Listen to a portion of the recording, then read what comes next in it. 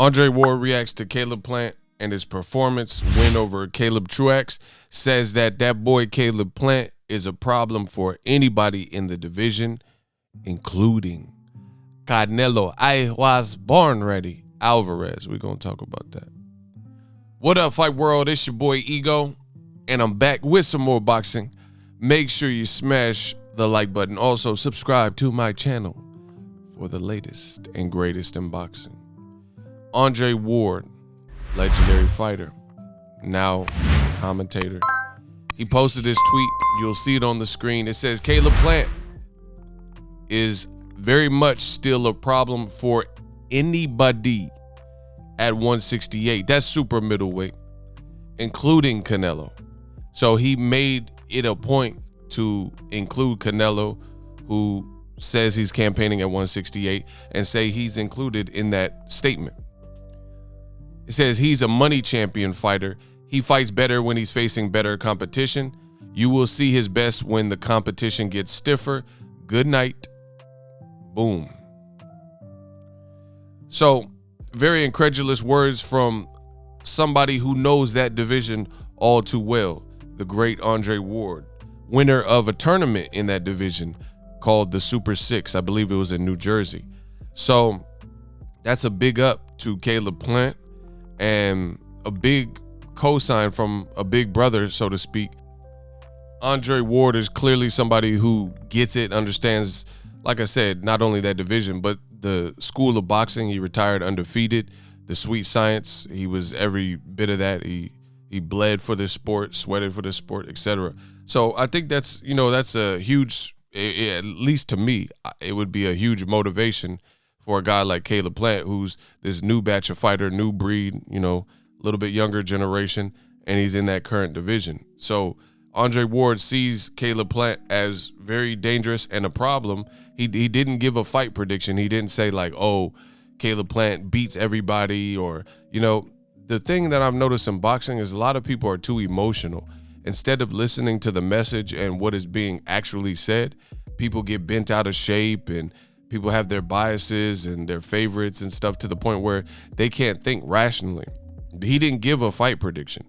He didn't say like, oh, Caleb Plant walks through Canelo or beats David Benavidez. He just says he's a problem. And I agree with that statement wholeheartedly. Caleb Plant, he looked good. He looked sharp. He picked his spot. And, boxing fans, back to the emotional response you get from a lot of boxing fans and media and stuff like that.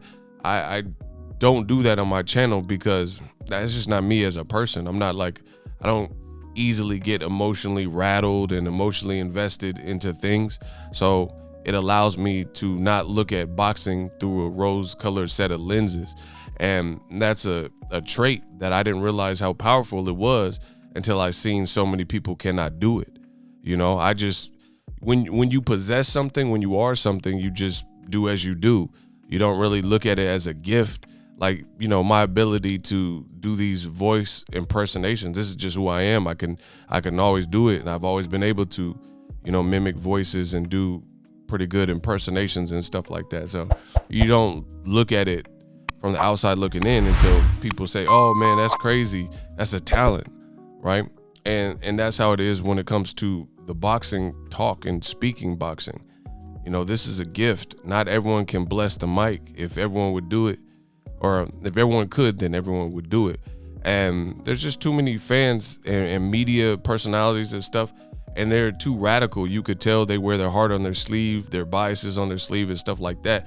I've seen a lot of commentary where people were blasting Caleb Plant because he didn't stop Caleb Truax. You're not going to stop everybody in boxing. It don't matter if they've been stopped before. There's a lot of guys who've been stopped before, but in doing that, in stopping a person, since Caleb Truax, he had been stopped. He got stopped by Danny Jacobs.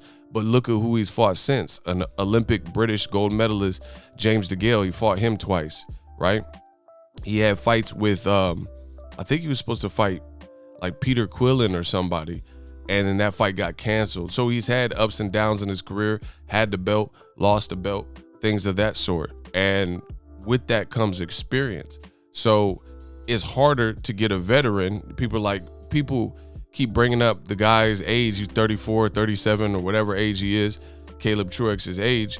But with that also comes experience. Like, imagine, I look at my life, you know what I'm saying? And I always use myself as an example, not to be pompous, but this is the life I live and the life I lead, so I know everything about it.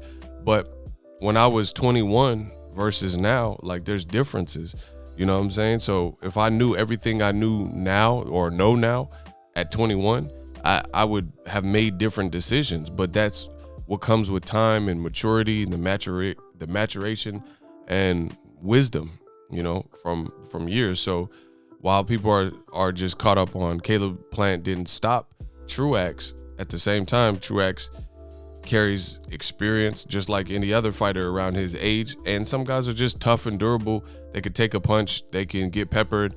They have heart. They're not going to be discouraged. So I think a lot of people were making way too much a deal about the fact that Truax didn't get stopped. And a lot of boxing is weird perceptions. A lot of people don't even know who Truax is, don't know he's a former champion, didn't know till I just said it, that he got stopped by Danny Jacobs. They don't know. So because they don't know you and haven't heard of you, then they, I guess, make comments based on their perception of you, which is they don't know you. They don't know who you are.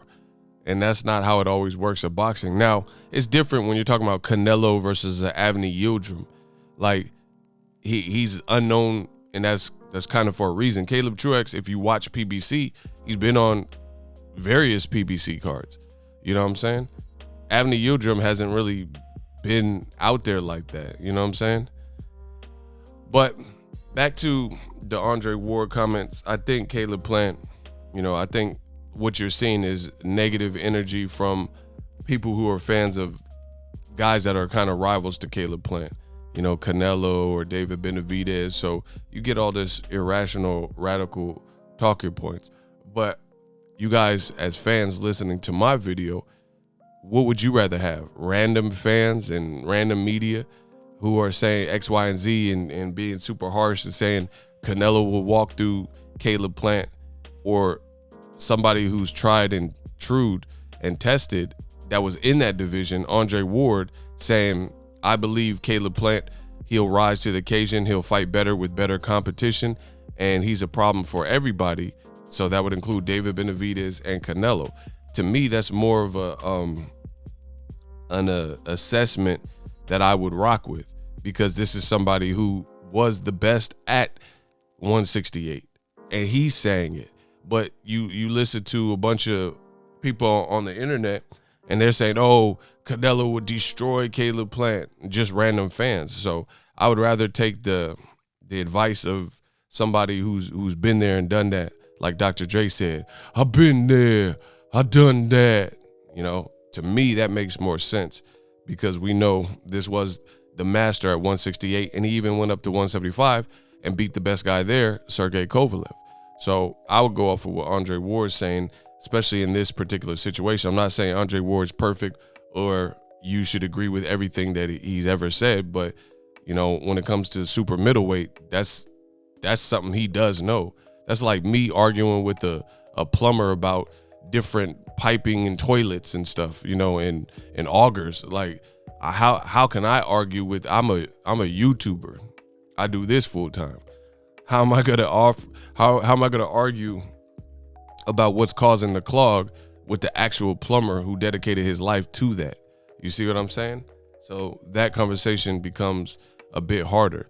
I think when it comes to 168, the last superior person was Andre Ward.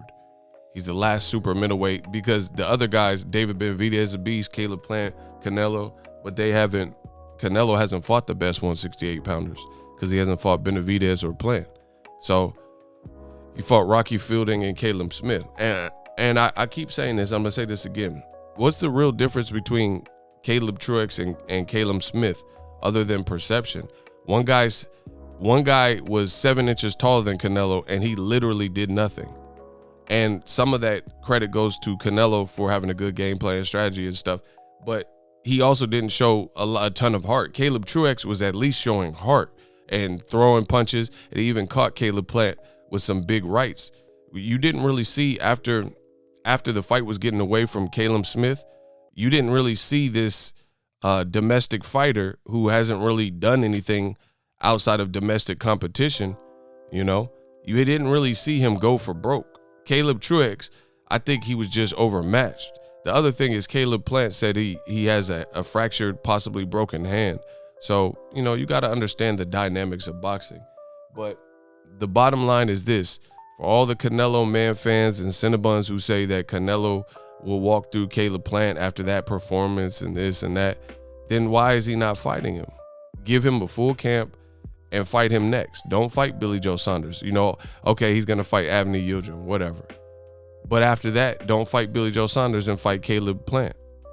But you know that's not going to happen. So silence. Drop your thoughts in the comment section. We working. So if you enjoyed this video and want more content like this on the channel, you can show your appreciation by going to the PayPal donate button or the YouTube support button, and you can donate any amount that you feel is equivalent to the value of this video. Much more to come. Thank you guys for your support. Boxingego, the future of boxing.